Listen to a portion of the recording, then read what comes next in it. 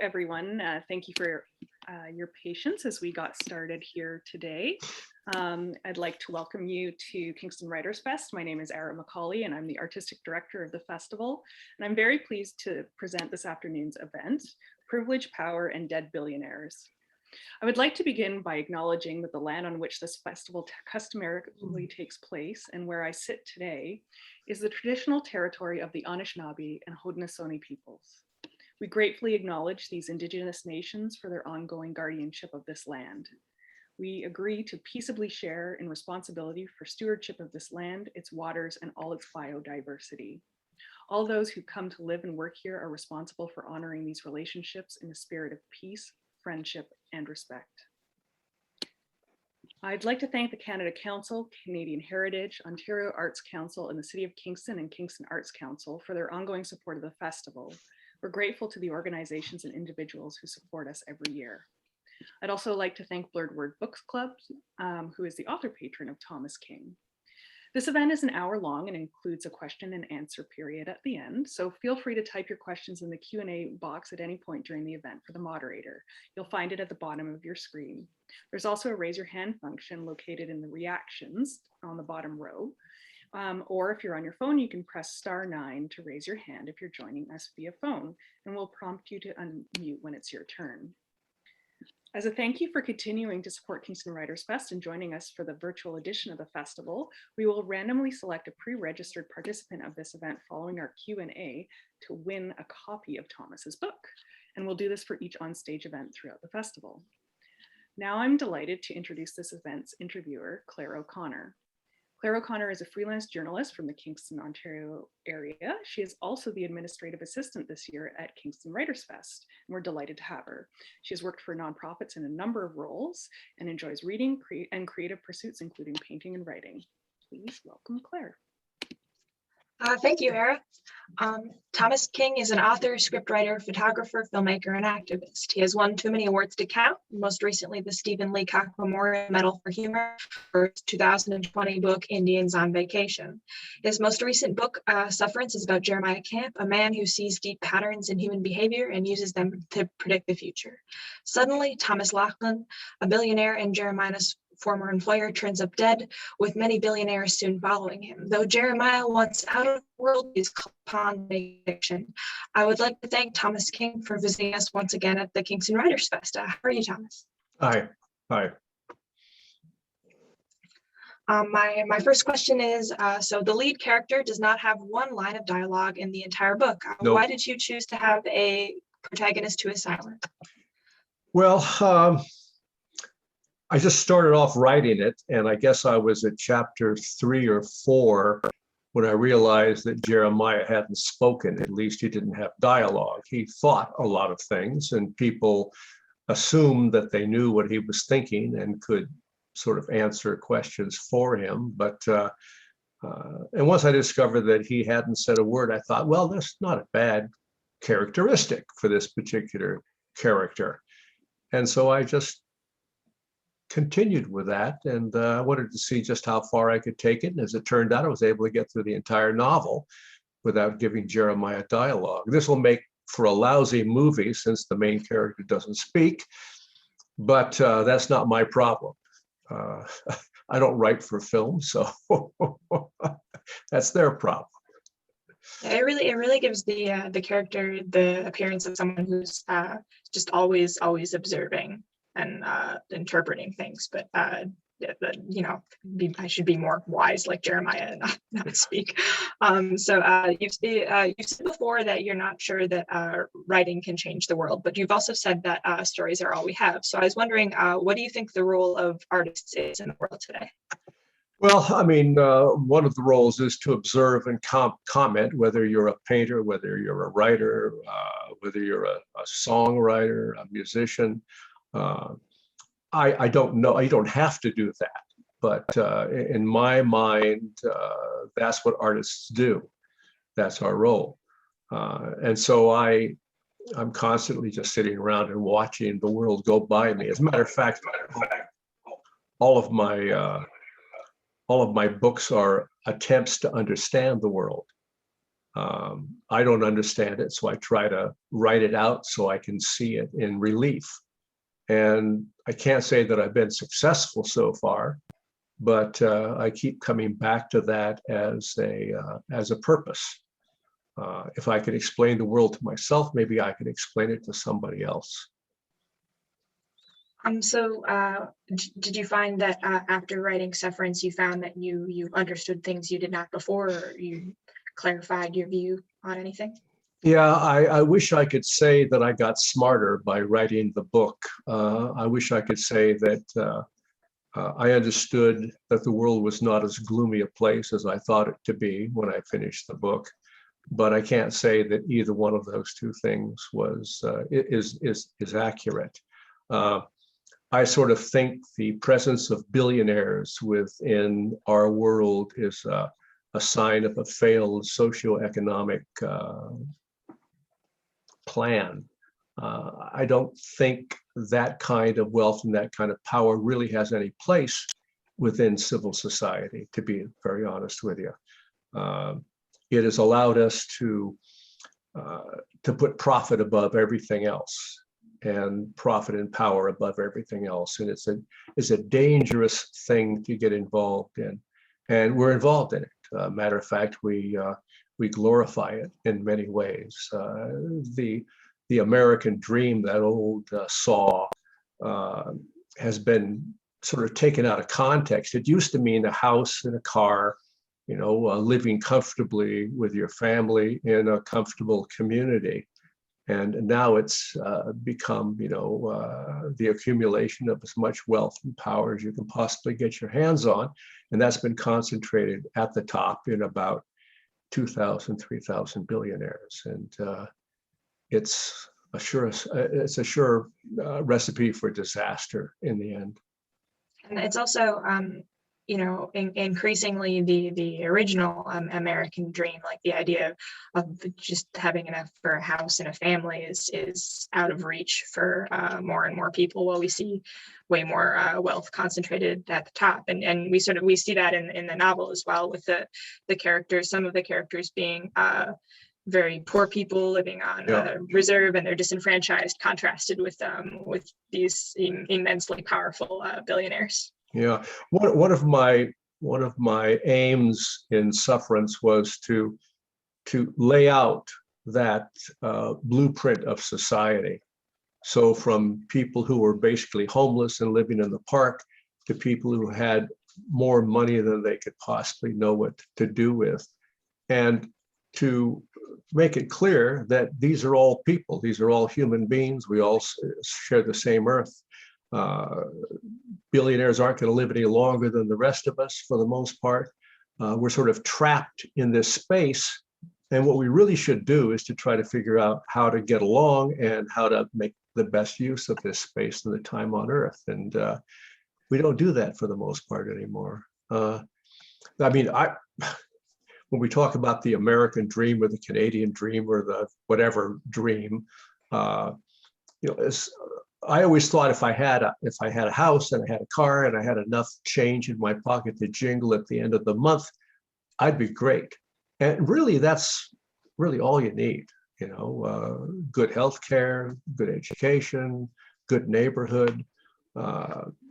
Those kinds of things are getting less and less possible in the world that we've created and the world that we support in a variety of ways. So it's a bit depressing for me as a writer. I keep trying to write my way out of it, and I keep being unsuccessful in doing that. And Sufferance was an attempt to do that. And I'm not sure how successful it was in the end. I think the novel is a success, but I'm talking about the impact that it might have on the world that I see. When I read the novel, I saw the contrast between the relative powerlessness to affect change that most people feel in society.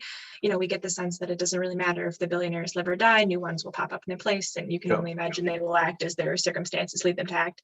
And at the same time, there's a real sense of the power of community, the power that individuals have when they come together in small ways, such as when the characters on the reserve come together to care for the children and the elderly, or small rebellions, like a character cuts off the electricity to politicians politicians who refused to improve conditions on the reserve. And Yeah. was that sense of powerlessness, but contrasted with also autonomy, important to the development of these characters?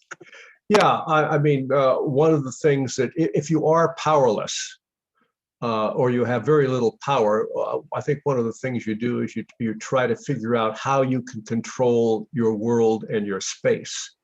And these characters do that. I mean, some are more successful than others. Poor Jeremiah, I mean, he just wants to be left alone in that deserted residential school building.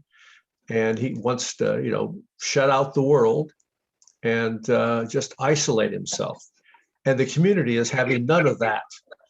So, I mean, they come calling little bit by bit, and they move in with him almost imperceptibly. And it changes his relationship with the community, and it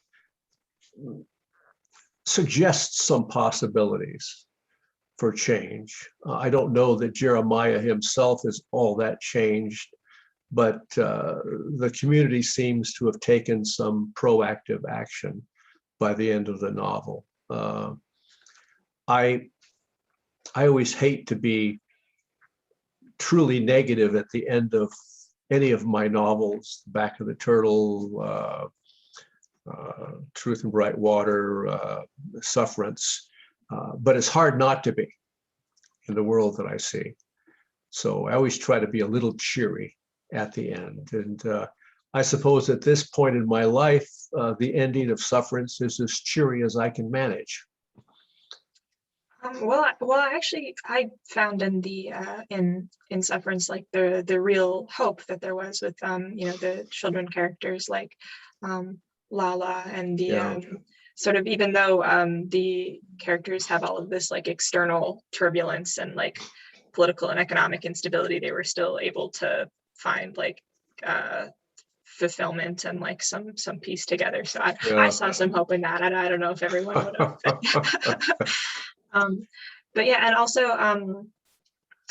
the character Jeremiah Camp lives in an abandoned residential school and pulls up the wooden crosses that mark, or rather fail to mark, the graves of children who died there, and puts gravestones in their place. I felt that there was a parallel to the artist character Monroe Swimmer in your 1999 novel Truth and Bright Water, who paints a church so that it disappears into the landscape.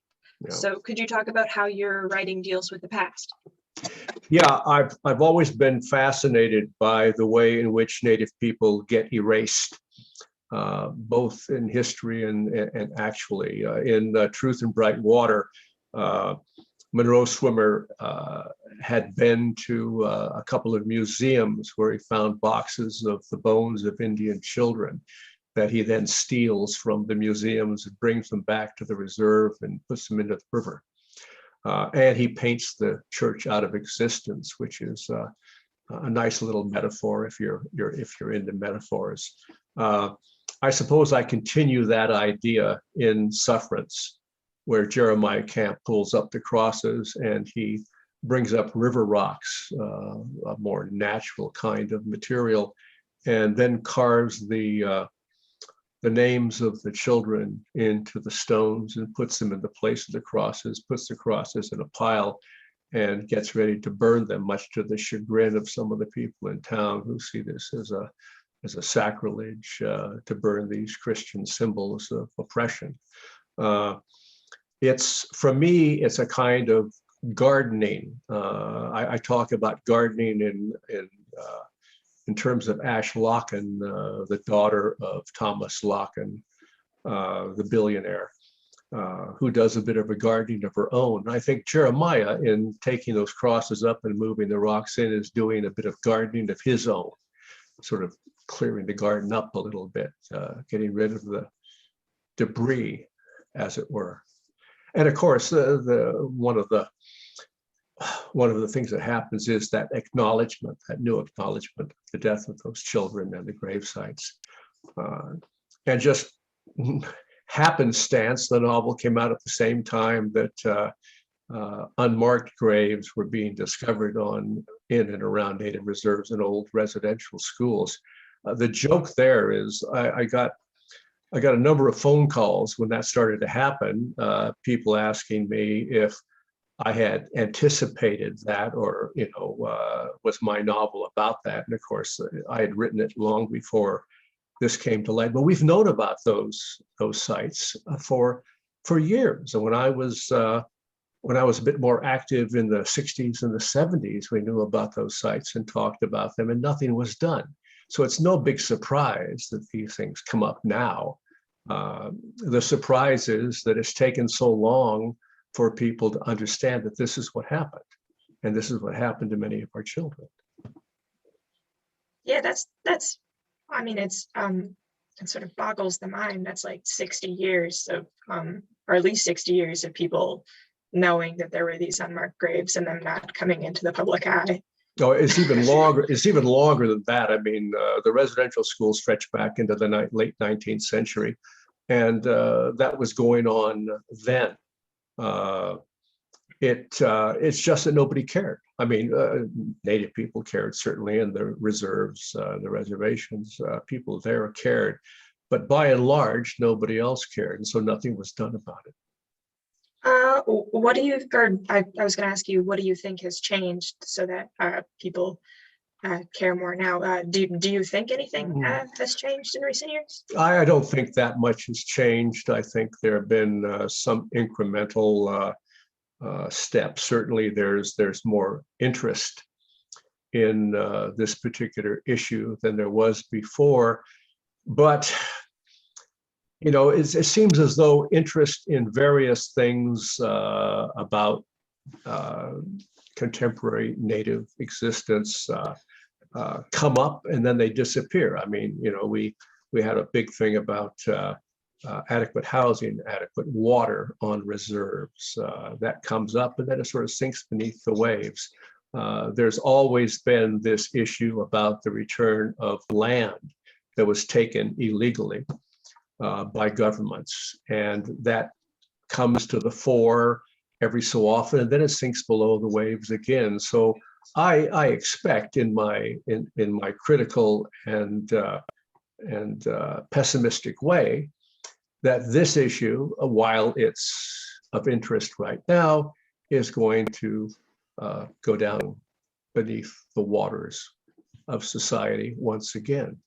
I hope it doesn't. I hope something happens from it. But I mean, look at all the royal commissions and the reports on Native people that Canada has put out, and look at the kinds of changes that have come from those. And it's pretty depressing to see those reports, which are well done. The last one, quite so, the Reconciliation Commission. And what comes out of that is a report, and that's pretty much it. And I find that disturbing, to be honest with you. Now, you could argue that there are some changes made, but I would argue that many of those changes are Band-Aid remedies, that they don't get to the real issues, the bigger issues that need to be dealt with. This might not be an answerable question, and maybe not in the time that we have today, but do you have an idea of what needs to be done? Well, I think you're going to have to deal with the land issue. I've said in a couple of my books now that one of the big issues in contemporary Native politics is the issue of land. The Canadian government has been fighting us on land. They fight us on the damnedest things. They're taking Indian children to court right now. I don't know. There are land claim issues that are yet to be settled. The issue of clean water on reserves and adequate housing is an issue that is still to be settled. I don't see much action on that. And I think rather than go to these, if I hear another apology, I'm going to spit. The last thing we need are apologies at this point. We need action. We don't need apologies. So I even wrote a poem about reconciliation. But it wasn't a very nice poem, as a matter of fact. But It drives me crazy that we get these little M&Ms, if you will, something to keep us from getting more upset than we are, and they don't deal with the bigger issues. And the land is one of the bigger issues.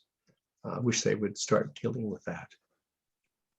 Yeah, that was my thought when I was reading about all of these different groups who have apologized for residential schools. And I thought, well, I mean, like, how can you apologize for like the life of a child? Like, that's not really like, well, yeah. So there are characters in the novel who are trying to find a cure for death. I think people seek immortality in all sorts of different ways, but we are seeing that more entrepreneurs and scientists are trying to find a literal immortality, like literal eternal life. And I imagine you were inspired by many of the controversial figures in Silicon Valley who purport that they are close to finding eternal life. So what about immortality was interesting for you in the writing of this novel? Well, I mean, immortality for me is a bad idea, flat out. We were able to screw the world up so well within 50, 60, 70, 80 years of life. Think what we could do, what human beings could do with immortality. Immortality is unlimited power. You know, we haven't done a very good job as far as the stewardship of the earth. Is immortality going to make that any different? It is not. It's going to worsen it, as a matter of fact, I think. And so I hope that they don't figure out a way to do that, because the people who will be immortal at that point. It'll be the wealthy, it'll be the privileged. It will not be the smart. It will not be the creative people. It will not be the compassionate people in the world. All you would need is enough money to buy immortality. Very bad idea. And really, it's not something that we should be spending a lot of time doing. Healthcare, sure, ways to make our lives a little bit easier and a little healthier. I'm all for that. Got nothing against that. Immortality, no. Yeah, my thought was when I was reading about these people who are trying to achieve immortality, like think about how much the world has changed even in the last 150 years. Like if someone were to be immortal, I think they would stop understanding the world very quickly. But it's also the thing, it's all of these really great minds. You can't really deny that these people are very intelligent, very competent, and they're focusing on an issue of immortality, which, I mean, to me, it seems unwise, kind of like a pipe dream. And I kind of hope that they would be focusing their energy on something like preserving the planet. Yeah, I mean, we've got a huge garbage patch in the middle of the Pacific Ocean, and you would think that we could spend some time worrying about how to clean that up, because it really is a blight on a part of the planet that is critical for life on the planet. If you look at the planet, most of it's water. I think only about a third of it's land. And so we use the ocean as a toilet. And so we've got this big dump out there in the Pacific someplace. And there are people who are trying to clean it up, but not nearly enough power.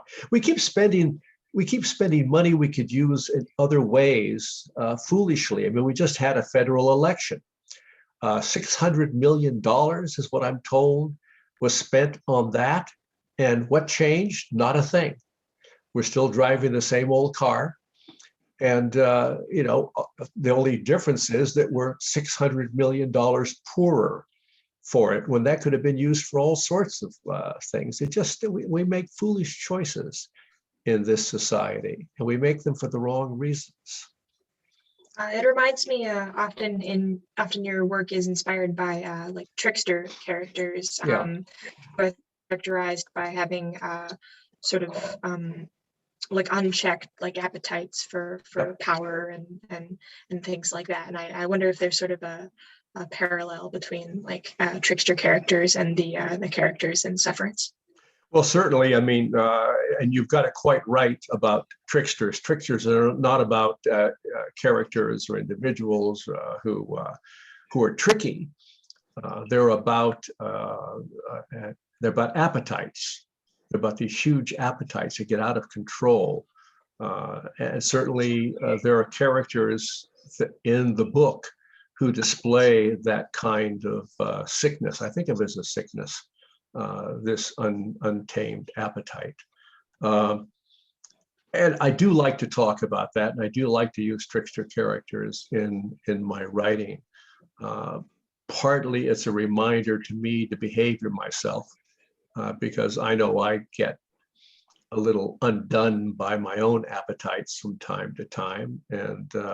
And so I can well believe that somebody who has unlimited power and unlimited wealth allows their appetites to run rampant through the society. So trickster characters are always a good reminder for myself to watch what I'm doing and watch how I behave. And some of the characters could use some of that advice. Some of the characters in the novel could use some of that advice. Wouldn't hurt them. Yeah, I was thinking from the quote from Thomas Laughlin, the fictional billionaire in the novel, who says, "We spend our time trying to be successful because we can't think of anything else to do." Or I may be paraphrasing something along Close that enough. line. And I was wondering, do you think that about like everyone, or specifically the rich and powerful, or does it apply to sort of everyone's lives? We train members of our society in this kind of mad dash towards success and profit. So I think it affects everybody. I don't think you can be raised within North American society, and possibly even within world society for the most part, without being tainted by that expectation. We think of everything, we've commodified everything. We've even commodified fresh water, for example. We stick it in bottles and sell it, when really, it's the one thing that besides air, we need water. And now, we're buying and selling water. Will we buy and sell air? I guess in a way we do, because we set up places in the world that are badly polluted, air pollution, and places in the world that are fairly clean. And I can tell you right now, the billionaires of the world do not live in those polluted areas. They have clean water, they have clean air. But if we allow air and water to be commodified, what else is left? Everything's for sale, everything has a price, everything can be bought and sold. So it should come as no surprise that we're in the mess we're in. Just looking at, I like to go into supermarkets and look to see what we sell. I like to go into the cereal aisle and see, basically we're selling sugar in the cereal aisle. Sugar, salt, maybe a little bit of fat. We know it's not good for us. We know it doesn't lead to a healthy lifestyle, and yet we know that it also produces profit. If you made cereal that didn't taste as sweet as it did, the fear is that nobody would buy it. Every year there's a new cell phone that comes out that everybody has to have. It's not that the old cell phone's bad. It's not even that the innovations are so great that we have to have that new one, but we have to have the new cell phone because otherwise there's no profit margin for the manufacturers. So that kind of thinking bothers me. And I do like to write about it in my fiction. I like to touch on it.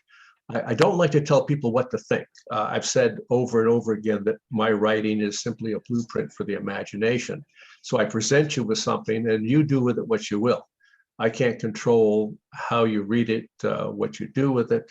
My job is to put it out there. It's like, I suppose it's like an artist painting a picture. You paint, my partner paints. You paint the picture and people look at it and they make up their own minds what they see and how it affects them. And that's the way it should be. All right, I'm probably going to ask one or two more questions. So anyone in the audience, if you are thinking of any questions you'd like to ask, I'd encourage you to think of them now and put them into the Q&A box, and then we can get to them around 4:15.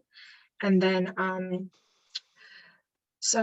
my next question is, if I have this correctly, you were a photojournalist before you were a writer, and I found that to be quite striking because photography and writing seem like almost opposite art forms to me. And so I was wondering, like, what are the similarities between the two, and do you feel like your writing is informed by your photography, or your photography informed by your writing? I've always been a bit of an introvert, and so I'm the guy who sits at a table by himself with a coffee and listens to other people's conversations. I'm the guy who stands off with a camera and a long lens and takes pictures of the world around me without being really a part of that world for that time. For me, photography, photojournalism, writing are all the same kind of event for me. I've always done both. And I can't imagine doing one and not doing the other. It's a different way of telling a story. Photography is a different way of telling a story that I might tell in writing. I even have characters in my novels who are involved in photography. They just seem like they're two hands clasped together. I don't know that that's true, but for me, it is. It is. When I'm sitting behind my camera, I'm thinking of the story that I'm trying to tell with my photographs. If I'm sitting at my typewriter, I'm trying to tell the story, trying to think of the story I want to tell in words. So words and stories in pictures, stories in words, stories in song. I write songs too. I'm working on a musical right now. And the same, yeah, it's not going too well. I mean, I've got all the songs written and whatnot, but it's the libretto that's driving me crazy. But everything is about story for me. And so it's just a matter of how you're going to tell a story. You're going to do it with a poem, you're going to do it with a painting, you're going to do it with a song, you're going to do it with a novel. The form isn't so important, the story is. And it just depends on what kind of a story it is and what kind of form it needs to take to bring it to its full power. All right, and we have a question in the chat from Mary. Do you think that Indigenous and non-Indigenous people can truly understand each other's stories? Do we need to share a cultural context or lived experience with the storyteller to have a real shared understanding? Well, it would be handy to have a lived experience to understand those stories. And in the past, I don't know how it is now, but in the past, it used to be the greatest divides between native and non-native people were in those areas where they lived closely together. When back in the 60s and 70s, when I would go around with other native activists to reserves, what you'd find is the hardest racism was just on the edge of the reserves. So if you had a large native reserve and then you had a town next to it, you could expect to have a lot of racism in that area. So where they came together, where you would think that they would get along fairly well, would understand one another, that wasn't necessarily true. And on the other hand, the people who were furthest away from reserves, for instance, if you were on the Blackfoot Reserve in Alberta, and then you have people in Toronto, you would have sort of more pseudo understanding between the people in Toronto and the people in the Blackfoot Reserve, partly because they didn't have to live together or close to one another. I never quite figured that out. I could observe it, but I couldn't answer the basic question, and I still can't. It kind of reminds me of what you were saying about your previous book, Indians on Vacation, where people imagine that travel will make us more tolerant, but you're not sure that that's the case. No, I'm very sure it's not the case. By the way, let's not pretend. We travel more as human beings than we ever have in the past. We can fly any place in the world, and we do. And we have these grand tours that we go on, and we just bop around the world. It has not made us any more tolerant. Racism is rampant right now. It wasn't helped by someone like Donald Trump getting into the presidency, but Trump and people like Trump just poked the pustule that was there all along. And so we travel more. Have we gotten more tolerant? We have not. So I don't see where travel does that at all. I mean, really, travel is just an opportunity for us to bop around the world and sort of enjoy ourselves as tourists. As tourists, we go to tourist sites, and those are really recreations of where we came from. Some of the stores is the same kind of food. I mean, when I go to Paris, I do not want to stop at a McDonald's. I do not want to stop at a Burger King. I don't even want to see those places, as a matter of fact. I don't want to see Starbucks in Budapest. It just, something's wrong there as far as I'm concerned. It's just as though we're dragging our bad habits along with us on these trips. So I don't think we get any renewed social sense out of travel. I wish we did, but I don't think we do. And we can learn how to order coffee in all sorts of different languages. Well, yes. But Paul, sorry, go ahead. And we can learn how to say, do you speak English, in all sorts of languages. Paul has a question. He says, can writers learn from the characters they create? And do your characters ever surprise you? Well, as a writer, you control your characters, everything they do, everything they say, every movement they make, you are responsible for. Let's be clear about that. They're your responsibility. What happens, I think, is the characters don't surprise you. Sometimes you surprise you. Sometimes you'll take a character someplace that you thought was pretty cool to go, and you discover something about yourself. And then you take that something about yourself and you put it back into the character. So you are creating and recreating as you go along. But generally, it's not so much the characters of the story, it's just who you are and your understanding of the world. Sometimes I can remind myself of something that I had forgotten. And that's always pleasant. Well, sometimes it's pleasant, sometimes it's not pleasant. But I don't think of my characters as teaching me anything per se.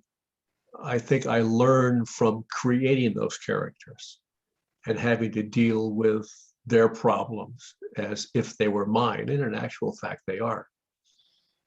Did you find that you learned anything or that you learned anything about dealing with Jeremiah's problems or any of the other characters in the novel? I suppose so. It doesn't happen that way exactly.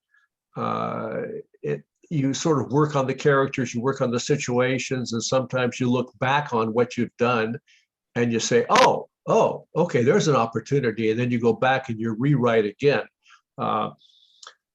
With me, the rewriting is critical, and I rewrite and rewrite and rewrite and rewrite. I drive my partner crazy showing her different versions of the first chapter of my novels. I probably rewrite the first chapter of each of my novels, I'd say 30, 40 times. And sometimes they're complete rewrites and they go off in a completely different direction. And it's the way in which I have of centering myself on what I really want to do. And sometimes I think what I want to do, and I get into doing it and discover that I don't want to do that at all, that I'm not interested in that. I'm interested in something else. But the process it's a process that I have to go through in order to produce a novel. And it's one of the reasons I'm a slow writer. I think I've produced 6 novels so far, working on a 7th. I've got other production. I've got other, short stories and genre writing and whatnot. But basically, from my literary novels, I'm a pretty slow pony. Do you write the entire first draft before you revise, or do you revise chapter by chapter? I don't have any rhyme or reason to how I do it. I revise chapter by chapter. Sometimes I'll get 5 or 6 chapters in. I'll go back and revise the whole thing. I love it when I get to the first draft, to the first clean draft on a novel, because then I can see that I'm going to finish this thing. Until I get to that first draft, I'm always worried that it's going to wind up in a drawer in my office. So getting to the first draft is great, but I can't get there too quickly. I can't skip ahead. If I see that I have to make changes, I go back and make the changes now before I push any further. Because what happens is when you go back and you rewrite and you change the tenor of the novel, you change the incidences, it points you in a different direction further down the line to the stuff you haven't written yet. So you have to be aware of those. If you just blaze through for the first draft, you're going to be doing a lot of rewriting. So I like to build a good foundation. It's like a house, I suppose. Build a good foundation, you bring it up, sometime you put the roof on, you get inside, you fix everything up so it's nice and cozy. But you can't skip steps, at least I can't. I've got friends who say, why am I doing all these drafts? They just do it in one draft. I really don't believe you can do that. I don't believe you can write well with just one crack at a story. Maybe a short story, okay, but not a novel. I think a novel is far more complicated than that. So we have a question from Diane. A lot of universities and high schools offer courses in Indigenous studies. Does this kind of education lead to more equitable thinking and programs, in your opinion? Well, I think that the more information you get about the world in which you live, I think the better. I think for years and years, education was very narrowly defined. And I think we're opening it up more broadly. And I'd like to see this continue. And I don't see any problem in exposing kids to a variety of ideas and a variety of, just, I don't mind that. I don't see that as a problem. And we have a question from Stephen asking, do you have any unfinished works? Oh yeah, a couple of garbage cans full. I like to think of myself as tenacious enough not to leave anybody behind, any of my beginnings behind. But I was going through my computer the other day and stumbling across these beginnings I had made years ago that I never finished up on. As a matter of fact, Sufferance was a novel I started probably 15 years ago. And I wrote a series of first chapters and maybe 4 or 5 chapters into Sufferance, didn't like it, went back and rewrote it again. So if you looked at the first draft of Sufferance, very first draft, it has nothing to do with what Sufferance is as a published form. Matter of fact, my partner suggested that I save all those first attempts at the first chapter of Sufferance and put them into a book called Chapter 1. I'm not doing that. My God, that would make for awful reading. And I don't have most of those chapters. They've gone away someplace. Sufferance was a long outwaiting for me. I had to sneak up on that novel, as it were. I'm pleased with the way it turned out, but it was nothing like the first one. And yeah, I've got all sorts of junk in drawers and sitting around loose parts of poems, parts of songs, parts of novels, parts of short stories, parts. I feel like Kentucky Fried Chicken, parts is parts. And we have a question from Elizabeth. She says that, so for many of us settlers, not so long ago, you were one of the first Indigenous authors that we read or heard. And now you're one of many Indigenous writers. And what impact has this creative explosion had in your life and your work? Oh, well, I'm thankful for it, as a matter of fact. It's never pleasant to be, one of a handful of writers or artists who are working in the field, partly because part of being creative is being involved in a conversation. And so I'm just really loving the fact that we have all of these Native artists who are kicking around in Canada now, especially writers, but also, other kinds of artists too. I think it's great. I think it's great. Before, there were a handful of us who got called up every time something happened in Indigenous Canada or in North America, for that matter, where they wanted our opinion. And even if we didn't have an opinion on it, or even didn't understand the issue for the most part. So now that's changed. And there are some really good artists on the scene. And we've lost some good artists too along the way. So that community has grown and the conversation has gotten richer, I think, for it.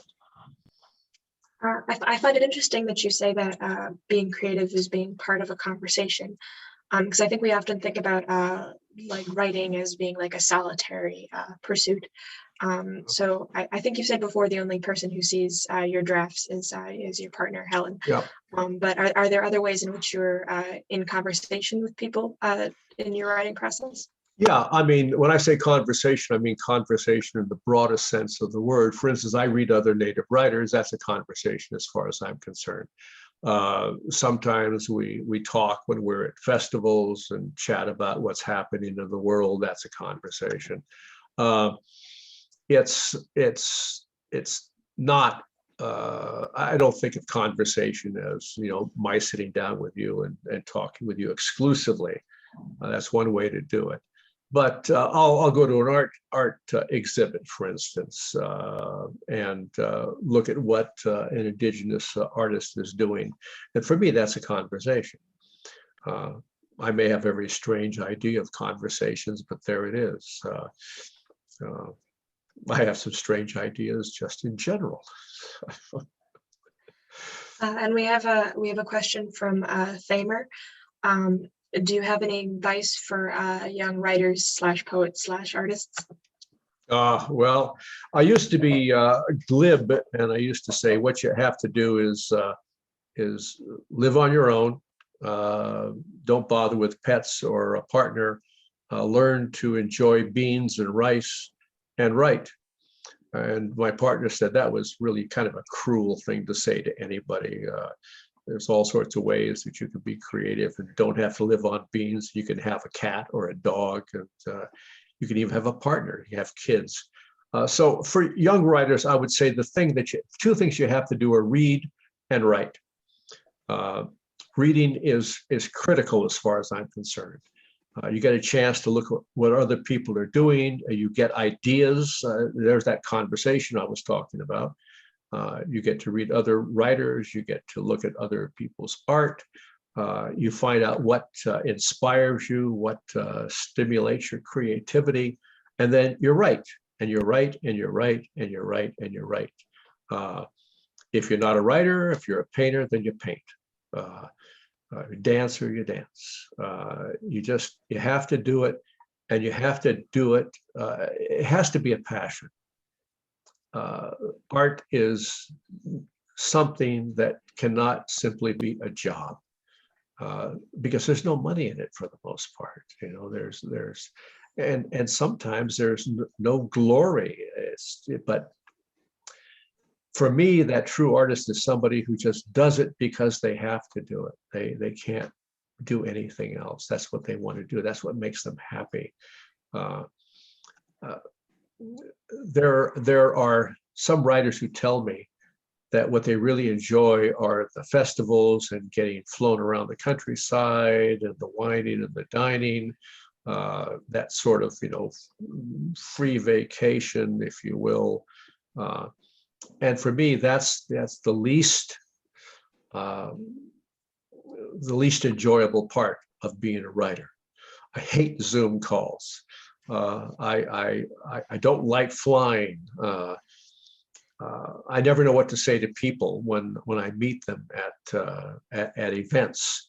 And so for me, those are moments that are fraught. Maybe for other people, they see it as a reward for having produced a writing. For me, I just want to write, or I want to go out to my workshop and make something. That makes me happy. And it's fairly clear what makes me happy and what doesn't make me happy. But there's the creative side of writing, and there's the business side of writing. And those two things are separate entities, but they're attached to the hip. So I'd like to take the one and leave the other off, but that's not the way the business works. So complain. Listen to me. What a whiner. You said that you think the things for writers to do is to read and read and read. Is there anything that you think like certain read or like certain read people should have or anything like that? I didn't hear that. That kind of broke up. Oh, sorry about that. I was asking, when you say that writers should read and read and read, are there books you think everyone should read, or No. are there, should people read all different genres, or? Yeah, just read. No, I don't think there are particular books that somebody should read. I had a teacher, literary teacher. I never took creative writing as a class, but I had a literature teacher who thought that you should read all the great works, but I don't think you need to do that, and I'm not sure that the great works are all that great in the end. They're simply works. We've decided that they have a particular status within the society, but I don't know that that should be that way. It sort of skewers everything. Just read, if you want to read comic books, go ahead. You want to read genre fiction, go ahead. At some point, you will find what you like to read. And you'll find, as a writer, you'll find the spot in which you want to put yourself. And many times, the only way you do that is if you read a great variety of material. So just read, that's the beauty of public libraries. You can go down there and you can pick up books that you couldn't afford to buy in the store, especially if you're poor, the way I was when I was a kid. But the library was a great place for me. I used to spend a lot of time there as a teenager, partly because it was air conditioned, and partly because it had decent books, and partly because the guys that I didn't get along with would never think of looking for me there. Well, thank you very much for coming and talking with us, even though it's on Zoom. And I imagine this question will be fairly quick, but there's one person who wanted to know if your poem about reconciliation, if it's been released, can they read it or hear it anywhere? Yeah, it's in my collection of poetry, a book called 77 Fragments of a Familiar Ruin. It's the only book of poetry that I've produced, and probably the only book of poetry that I will produce. Poetry is hard to write.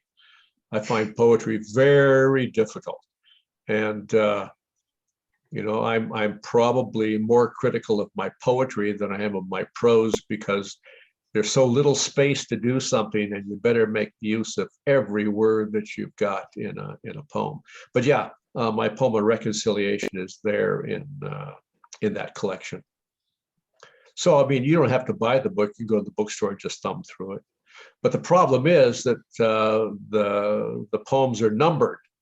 It's called 77 Fragments of a Familiar Ruiner. There are 77 poems. And so you're going to have to go through all of them to find the one on reconciliation. What a sneaky, dirty trick. Right, thank you. I think I'll hand this over to Era. Thank you very much. Thank you. Thank you.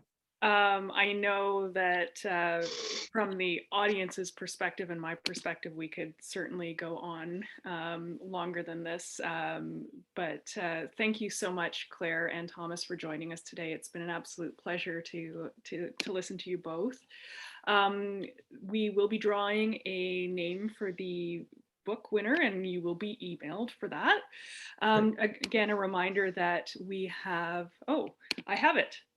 So congratulations to Hollis Mitchell is the winner of the book. So we will be emailing you and you will get a copy of Sufferance. And if you didn't win a copy of the book, you can pick it up at Novel Idea, which is our local independent bookseller. And if you're joining us from outside of KFL, Kingston, Frontenac and area, you can consider supporting the authors at your own local independent bookstore. So thank you so much again for joining us at Kingston WritersFest. You talked about tricksters and mischief earlier, so a reminder that we do have Eden Robinson joining us at this festival with her Trickster Trilogy, so that's on Sunday if people want to join us there. Otherwise, thank you again everyone for joining us, and we'll see you soon.